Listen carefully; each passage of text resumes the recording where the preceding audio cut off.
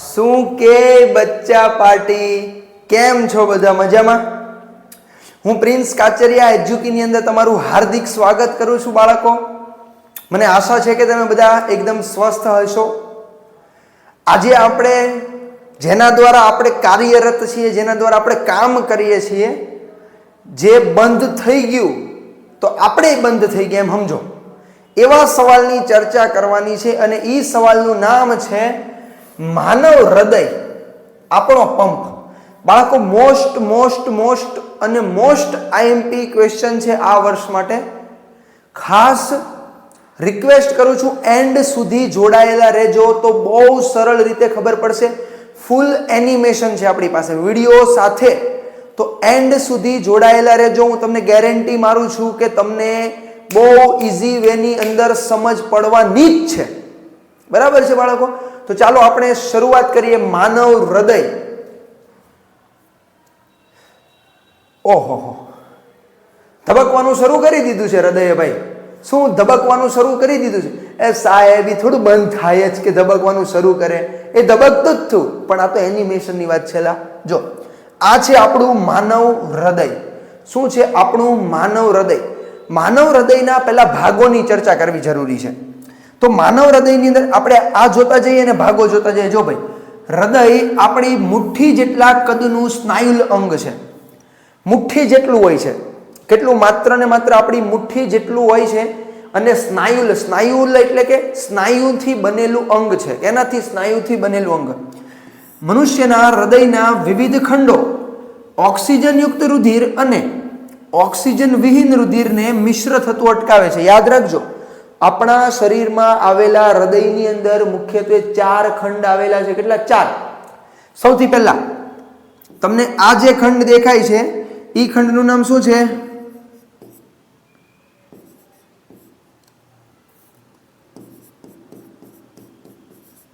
ડાબુ કર્ણક.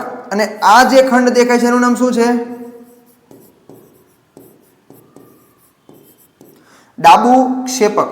Same to same તમને આ જે ખંડ દેખાય છે એનું નામ શું છે? જમણું કર્ણક. અને તમને આ જે ખંડ દેખાય છે એનું નામ શું છે?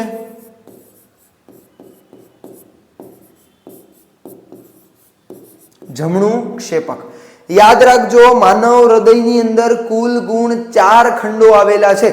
ઉપરના 2 કર્ણકો, નીચેના 2 ક્ષેપકો. સમજ પડે છે?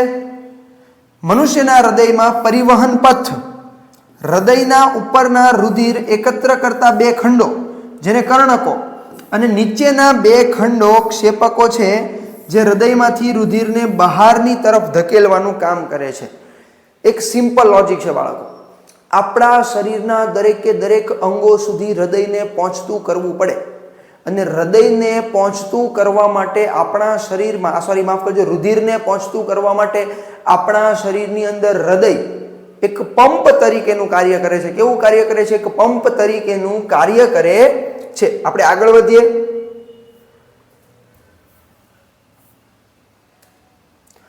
શું છે નેક્સ્ટ ટોપિક? જો ભાઈ, ડાબા ખંડો. સૌથી પહેલા આપણે શોર્ટની અંદર આગળ વધીશું. તમને અહીંયા એક એનિમેશન દેખાઈ રહ્યું છે, શાંતિથી નિહાળજો. માનવ હૃદય આની અંદર તમને ધબકતું દેખાશે. જો દેખાય છે? આવશે હજી વધારે થોડુંક આવશે. તું શાંતિથી પહેલા જોવાનું ધ્યાન જો ભાઈ, તું જો, ખાલી જો. દેખાય છે? ઓકે, ચાલો. ડાબા ખંડો. ડાબા ખંડોની અંદર આપણે સૌથી પહેલા રુધિરનું પરિવહન જોઈએ. કયા ખંડોની અંદર? ડાબા ખંડોની અંદર. જો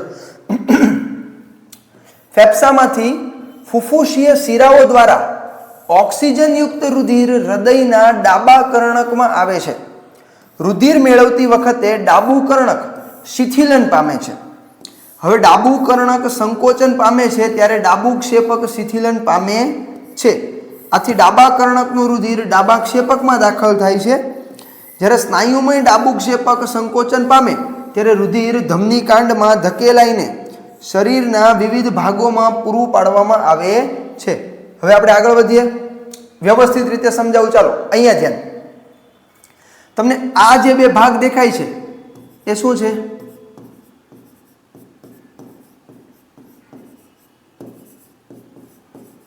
ફુફુસીય શિરા. તમને અહીંયા જે ભાગ દેખાય છે શું છે?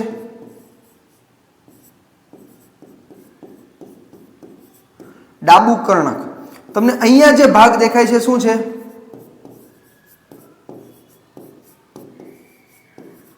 ડાબુ ક્ષેપક. તમને અહીંયા આ જે ભાગ દેખાય છે આ ભાગ શું છે?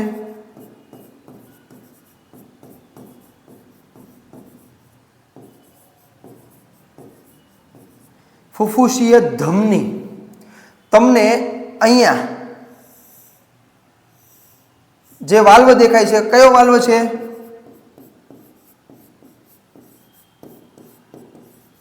દ્વિદલ વાલ્વ. ઓકે, હવે શાંતિથી સમજો આ શું છે? ધમની કાંડ એટલે કે મહાધમની.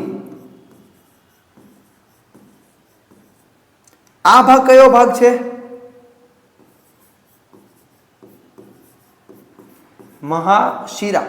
અથવા તો આને તમે અગ્ર મહાશિરા પણ કહી શકો છો. શું? અગ્ર મહાશિરા. ત્યારબાદ તમને અહીંયા જે ભાગ દેખાય છે આ ભાગ શું છે?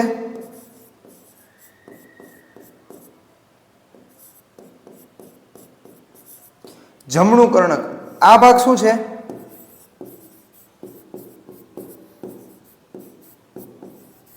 જમણું ક્ષેપક. અહીંયા તમને દેખાય છે શું છે આ ભાગ?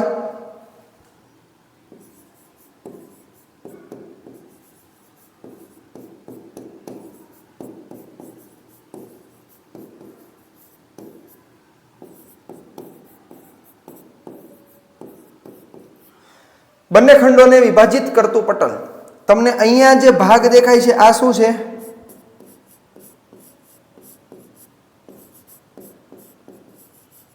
ત્રિદલ વાલ્વ.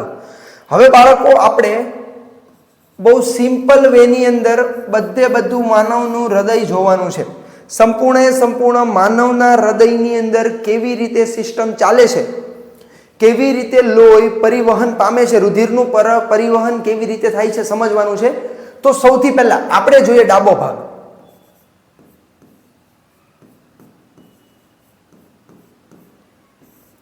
પછી આવશે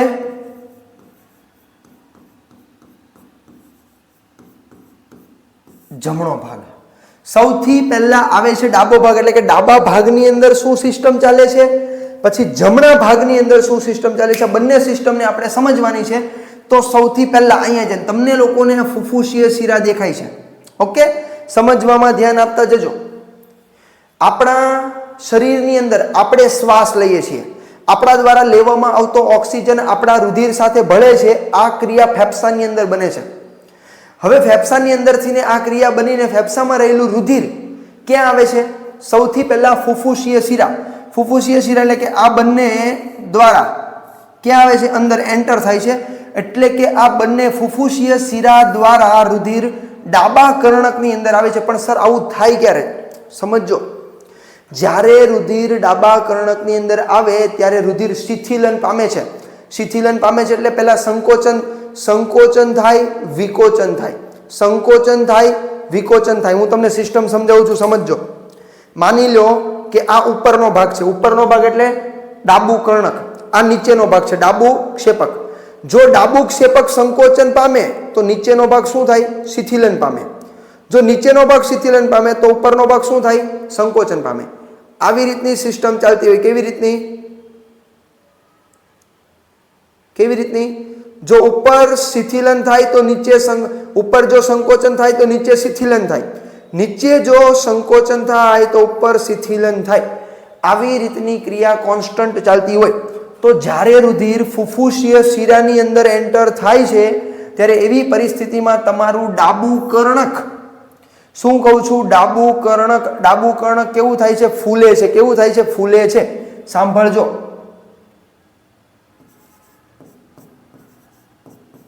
સૌથી પહેલા તમારા ફેફસામાં રુધિર છે. ફેફસામાંથી રુધિર ક્યાં આવે છે? કોઈને ખબર છે? તો કે ડાબા કર્ણકમાં આવે છે. આવા સમયે ડાબા કર્ણકમાં આવે છે, પણ કોના દ્વારા આવે છે સર? તો કે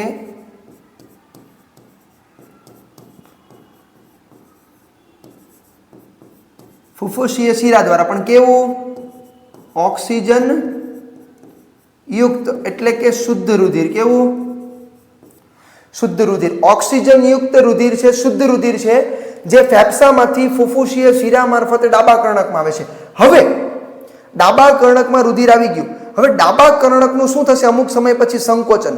જો ડાબા કર્ણકનું સંકોચન થાય તો રુધિર, આ તમને વાલ્વ દેખાય છે, આ વાલ્વ નીચેની તરફ ખુલે. હંમેશા યાદ રાખજો, કોઈ પણ વાલ્વ છે હૃદયનો, એ નીચેની તરફ આવી જ રીતના ખુલે છે, ક્યારેય ઉપરની તરફ ખુલતો નથી. તો આ દ્વિદલ વાલ્વ છે. કેવો વાલ્વ છે? દ્વિદલ વાલ્વ. ડાબા કર્ણકમાં રહેલું રુધિર દ્વિદલ વાલ્વની મદદથી ડાબા ક્ષેપકમાં આવે છે. તો ડાબા કર્ણકમાંથી રુધિર ક્યાં આવે છે? ડાબા ક્ષેપકમાં. પણ આવ્યું ક્યારે? તો યાદ રાખજો, ડાબા ક્ષેપકમાં ત્યારે જ આવશે જ્યારે ડાબા ક્ષેપકનું શું થાય? આ જમણા ડાબા કર્ણકનું શું થાય? સંકોચન થાય. શું થાય? સંકોચન. પણ સર કોના દ્વારા આવ્યું? તો કે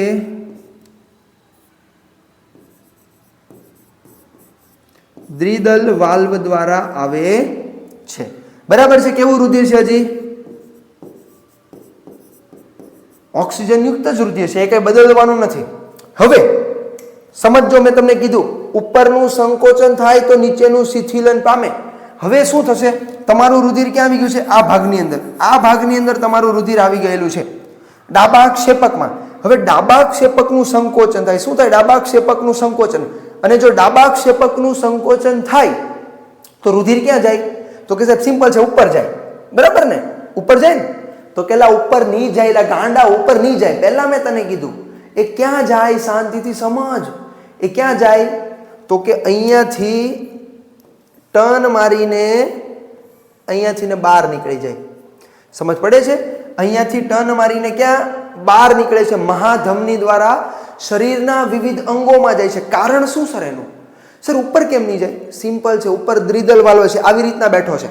એ ઓલવેઝ નીચેની તરફ જ ખુલશે, ક્યારેય ઉપરની તરફ નહીં ખુલે. એટલે રુધિર ગમે એટલો ઉપરની તરફ પ્રેશર લગાવે પણ દ્વિદલ વાલ્વ ક્યારેય ઉપરની તરફ નહીં ખુલે.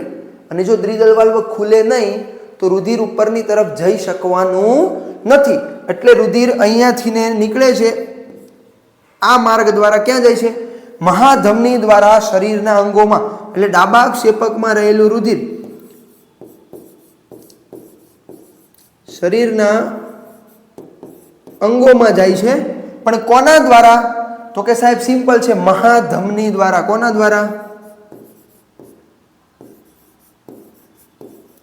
પણ સાહેબ આવું ક્યારે થાય? તો કે ડાબા ક્ષેપકનું પણ સંકોચન થાય ત્યારે.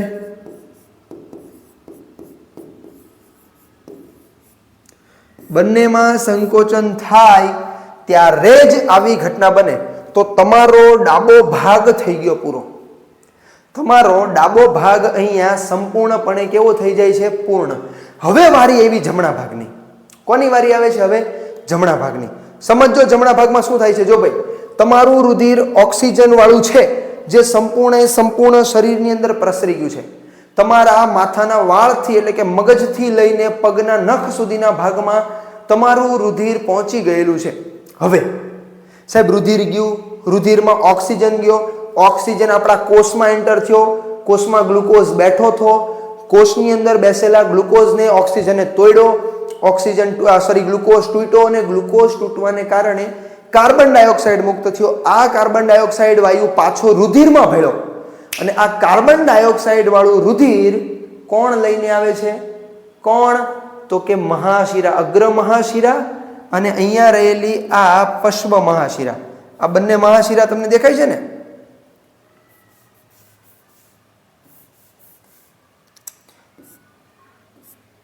આ બંને મહાશિરા છે. બંને મહાશિરા એટલે અગ્ર મહાશિરા અને પશ્વ મહાશિરા દ્વારા રુધિર ક્યાં મળે છે? તો કે જમણા કર્ણકની અંદર અહીંયા પ્રવેશ કરે છે. રુધિર ક્યાં પ્રવેશ કરે છે? જમણા કર્ણકની અંદર પ્રવેશ કરે છે. સમજ પડે છે? ચાલો, તો શરીરના અંગોમાં રુધિર છે. ક્યાં છે?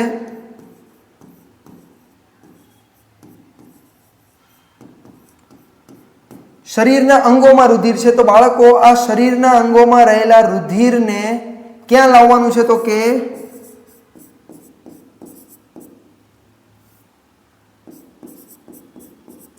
જમણા કર્ણકમાં. પણ સાહેબ આ રુધિર કેવું છે? CO2 યુક્ત છે. કેવું છે? CO2 યુક્ત છે, એટલે કે અશુદ્ધ છે. કેવું છે? અશુદ્ધ છે. કોણ લઈને આવે છે? તો કે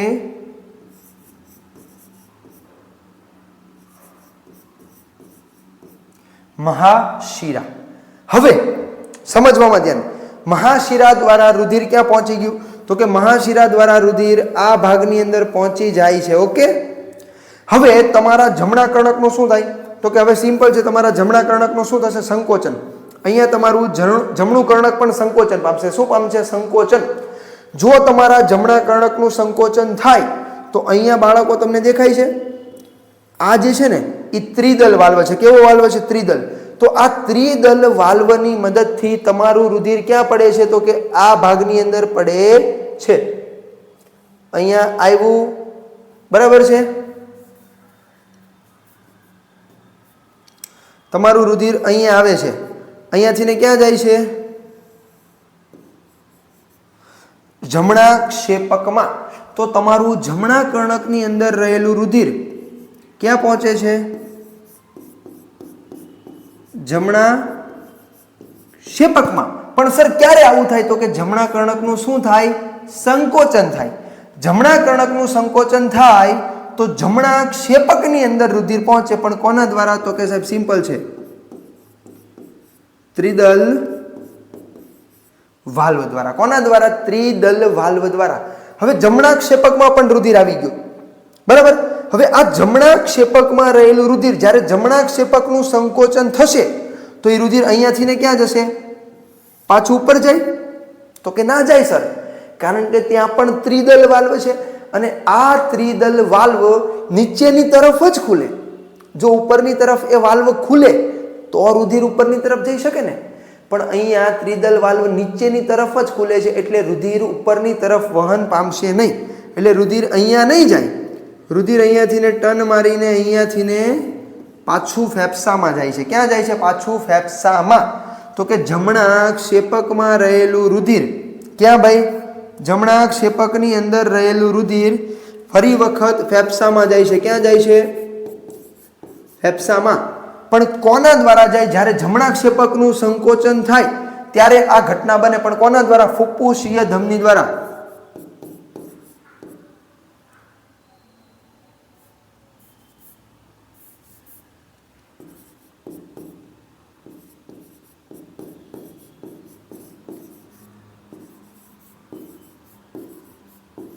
કેવું રુધિર છે? તો કે CO2 યુક્ત. કેવું છે? CO2 યુક્ત એટલે કે કાર્બન ડાયોક્સાઇડ યુક્ત રુધિર છે આ બાળકો. કેવું? કાર્બન ડાયોક્સાઇડ યુક્ત.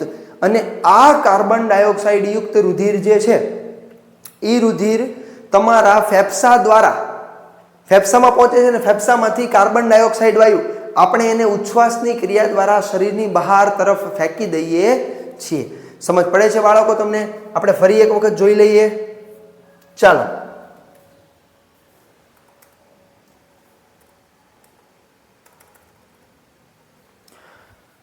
સિમ્પલ વસ્તુ છે. જો ભાઈ સૌથી પહેલા રુધિર અહીંયા આવે છે.